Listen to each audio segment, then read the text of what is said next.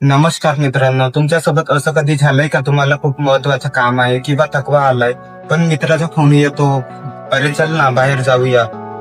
तुम्हाला आतून ओरडून सांगायचं असतं की नाही जमणार, पण तोंडातून शब्द निघतो, हो ठीक आहे मी येतो.